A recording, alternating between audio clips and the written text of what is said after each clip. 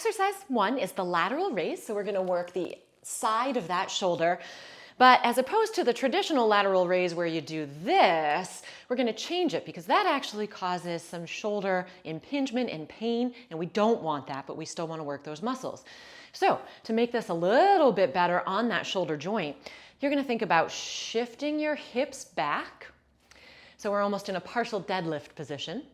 The arms are going to go not directly out to the side, but just a touch in front, and your thumbs are up. A gentle squeeze back in the shoulder blades, and then it's a lift to about shoulder height. So now we're clearing any of those issues that might occur in the shoulder, right? We're not banging any of the bones against one another. And you want to shoot for about 10 to 15 repetitions until you feel that your shoulders are a little bit tired on the outside there. For exercise 2, we're going to work on the muscles that rotate our arm out. They're a little bit of smaller muscles, but they're really important because they help stabilize the shoulder, and they are often injured, so we want them nice and strong. So you're going to take a pillow or a rolled up towel, whichever is easier. I just love my Dream Big pillow, so I'm going to use that. It's going to go under the upper arm. You're going to squeeze that upper arm down to take out some of those bigger shoulder muscles taking over and doing the work.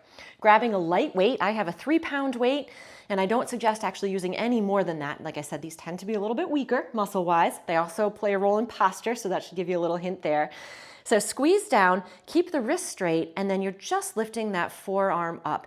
You're only lifting as far as you can without rolling backwards, right? That makes it look like you have more motion, and without lifting that wrist to help you look like you get more motion too. So it's okay if you don't go all the way up. You just want to make sure that you're feeling it, right? Somewhere in that shoulder. If you start to feel this in your neck, think about gently squeezing that shoulder blade back a little bit as well.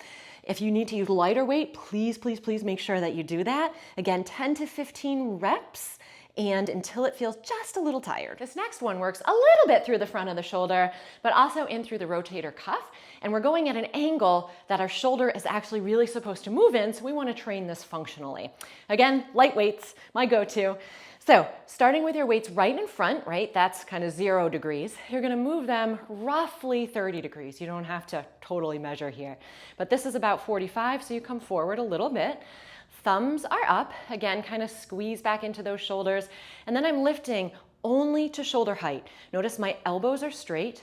The other thing I see people tend to do is kind of lean back with it to help out a little bit. If that's the case, the weights are too heavy. And we're sticking with that same number of repetitions, 10 to 15.